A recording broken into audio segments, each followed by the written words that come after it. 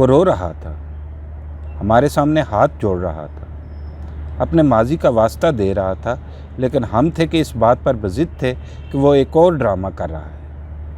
وہ مڑ مڑ کے کہہ رہا تھا کہ میں بچپن سے حضرت محمد صلی اللہ علیہ وآلہ وسلم کی شان میں نعتیں پڑھتا تھا۔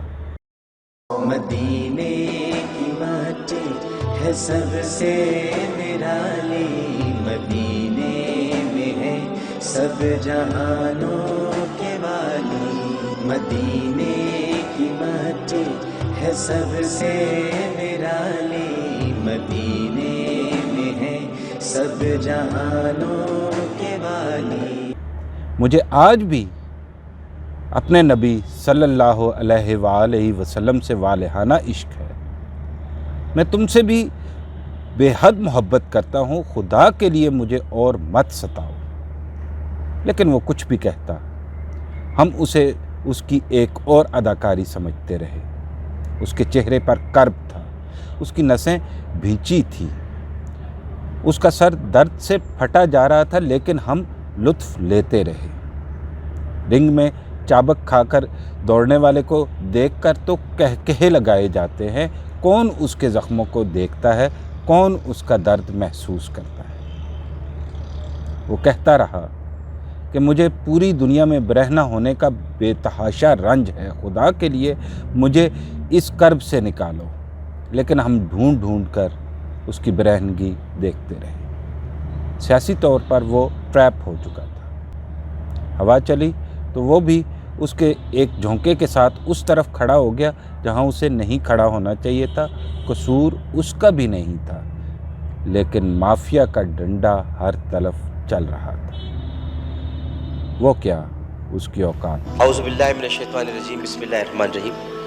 وَلَنَبْلُوَنَّكُمْ بِشَيْءٍ مِّنَ الْخَوْفِ وَالْجُوعِ وَنَقْصٍ مِّنَ الْأَمْوَالِ وَالْأَنفُسِ وَالثَّمَرَاتِ وَبَشِّرِ الصَّابِرِينَ الَّذِينَ إِذَا أَصَابَتْهُمْ مُصِيبَةٌ قالوا ان للہ وإنا الیہ راجعون اولئک علیہم صلوات من ربہم ورحمہ واولئک هم المہتدون۔ صدق اللہ العظیم۔ میں آپ کا بہت شکر گزار ہوں کہ آپ نے مجھے بولنے کا موقع عنایت فرمایا۔ جناب اسپیکر، میں اسمبلی میں بہت کم بولتا ہوں۔ اس نے کبھی ہمیں حدیثیں سنائیں، کبھی نعت پڑھ کر سنائی، کبھی ہنسایا، کبھی ساری رات جگایا، اور آخر میں رلا گیا۔ اسے معلوم نہیں تھا کہ زوال کو جھیلنا کتنا مشکل ہوتا ہے۔ وہ تو کچھ دنوں میں زوال کی پاتال میں پہنچ چکا تھا۔ وہی لوگ جو اس کی باتوں کا لطف لیتے تھے آج اسے گالیاں دے رہے تھے، اور آج وہ کمال و زوال سے آزاد ہو چکا۔ اس سے بے وفائی ہوئی تھی، اسے کسی نے ٹھکرا دیا تھا۔ وہ اس کی منتیں کرتا رہا، لیکن وہ واپس نہ آئی۔ عاشق بہانہ نہیں کیا کرتے، سچ مچ مر جایا کرتے ہیں۔ غالب نے کہا تھا، ڈھانپا کفن نے داغے عیوب برہنگی، ورنہ میں ہر لباس میں ننگے وجود تھا۔ کون برہنہ نہیں؟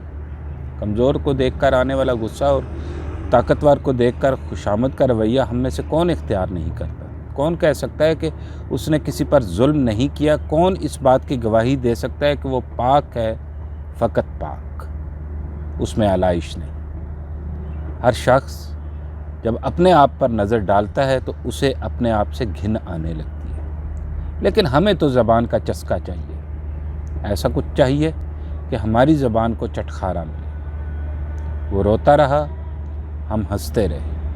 آج ہماری آنکھوں میں آنسو ہے اور وہ ہنس رہا ہے، کہتا ہے اب کسی اور کو ستاؤ، میں تمہاری دسترس سے بہت دور جا چکا ہوں۔ یہ تھا میرا عامر لیاقت حسین۔